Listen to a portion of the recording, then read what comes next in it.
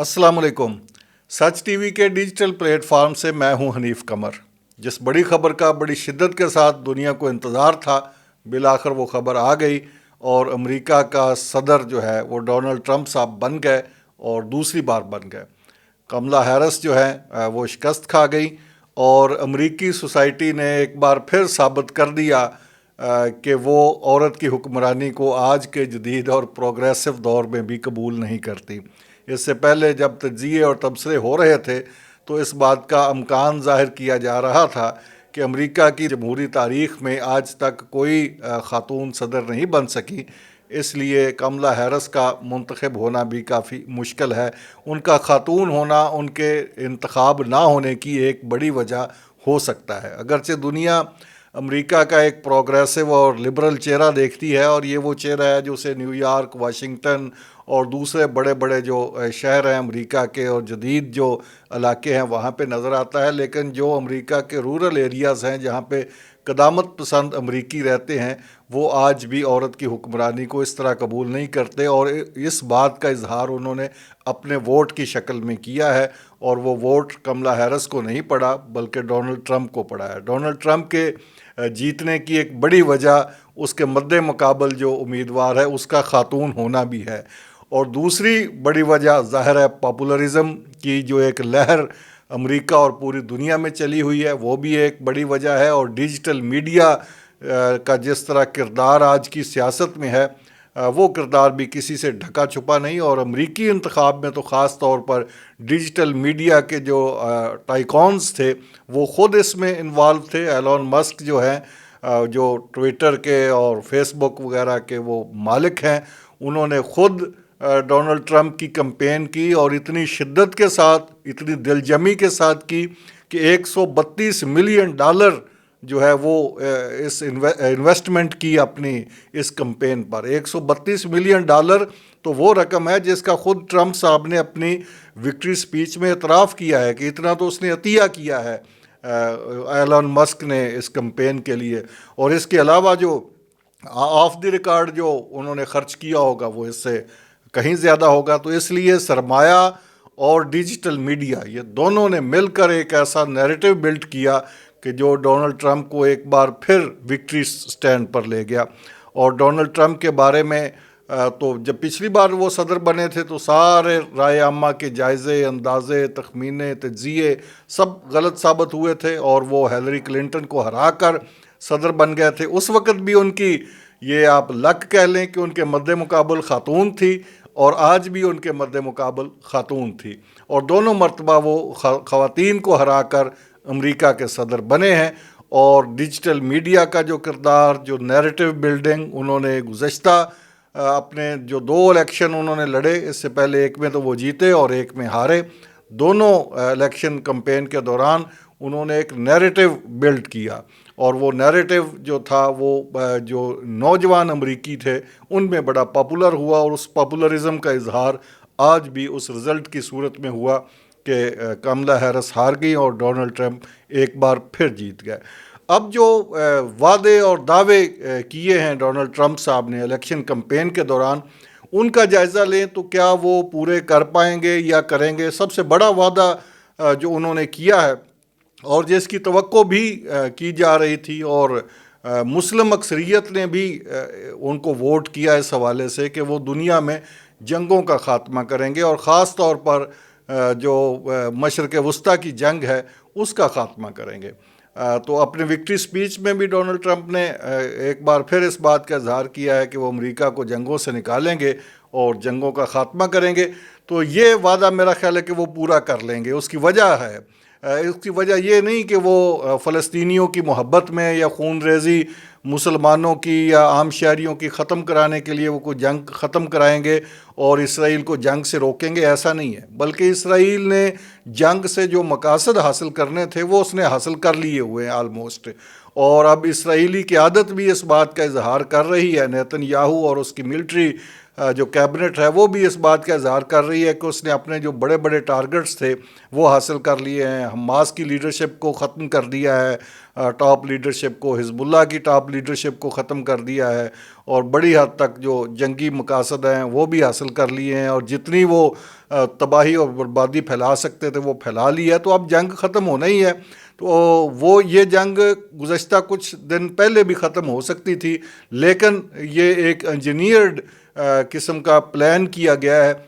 اور اس کے نتیجے میں یہ لگتا ہے کہ اب جو ڈونلڈ ٹرمپ ہے وہ اس کا کریڈٹ لیں گے اور کہیں گے کہ دیکھیں انہوں نے آتے ہی اسرائیل کی جنگ جو ہے, اسرائیل کو جنگ سے روک دیا اور جنگ ختم ہو گئی ہے. حالانکہ جنگ تو ویسے ہی اس لیے ختم ہونے والی ہے کہ ایک فریق تو بالکل ملیا میٹ کر دیا گیا ہے, ایک فریق پر تو اتنا ظلم ڈھا دیا گیا ہے کہ اس کے شہر تباہ ہو گئے, بستیاں تباہ ہو گئیں, لاکھوں لوگ شہید ہو گئے,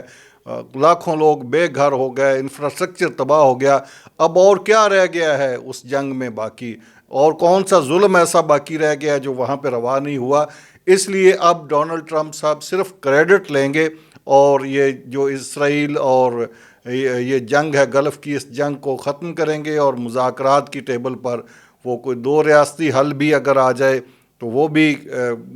اس وقت تو وہ یوں کہنا چاہیے کہ چلیں وہ ہی مناسب ہوگا. لیکن وہ جو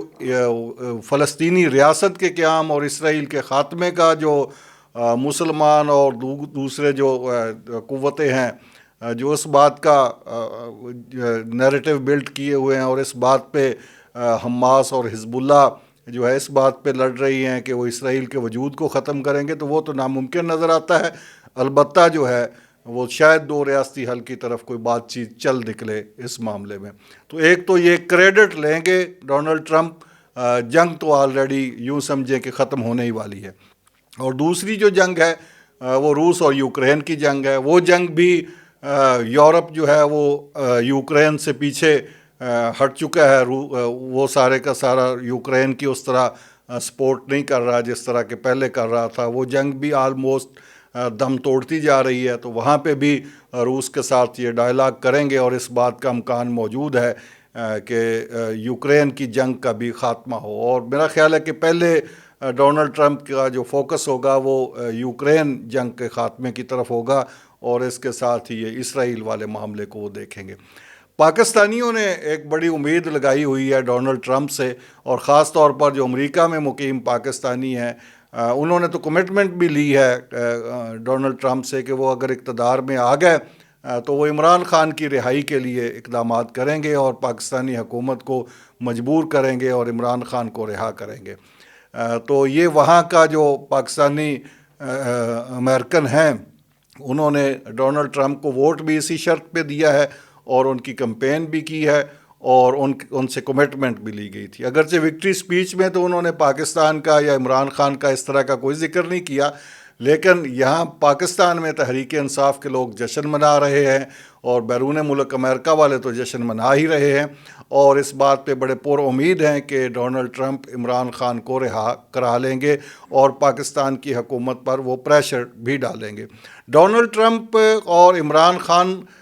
کے درمیان جو تعلق رہا ہے, دونوں جب حکمران تھے, ڈونلڈ ٹرمپ امریکہ کے صدر تھے اور عمران خان پاکستان کے وزیر اعظم تھے, تو اس وقت عمران خان صاحب نے ٹرمپ صاحب کو سپورٹ کیا تھا, بلکہ فیسیلیٹیٹ کیا تھا. اور اگر اب چاہیں ڈونلڈ ٹرمپ تو اپنے اس احسان کا بدلہ چکا سکتے ہیں اور عمران خان کی رہائی کے لیے کوششیں کر سکتے ہیں, بلکہ ان کی کوششیں تو ظاہر ہے پاکستان کو ماننی ہی پڑیں گی. اگر وہ وہاں سے پاکستان کی حکومت کو پریشرائز کرتے ہیں تو پاکستان کے پاس کوئی چارہ نہیں ہوگا سوائے اس کے کہ وہ ڈونلڈ ٹرمپ صاحب کی بات مان لیں. تو عمران خان صاحب نے ڈونلڈ ٹرمپ کو کس طرح فیسیلیٹیٹ کیا تھا, آپ کو یاد ہوگا کہ افغانستان کی جو جنگ ہے وہاں سے امریکہ کو نکلنے میں ڈونلڈ ٹرمپ کی سپورٹ کی تھی عمران خان نے. عمران خان صاحب کی بھی حکومت تھی یہاں پہ,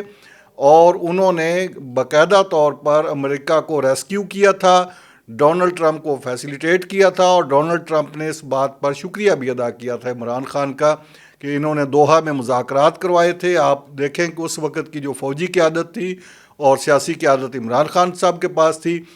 انہوں نے کس طرح وہاں سے امریکی ودڈرال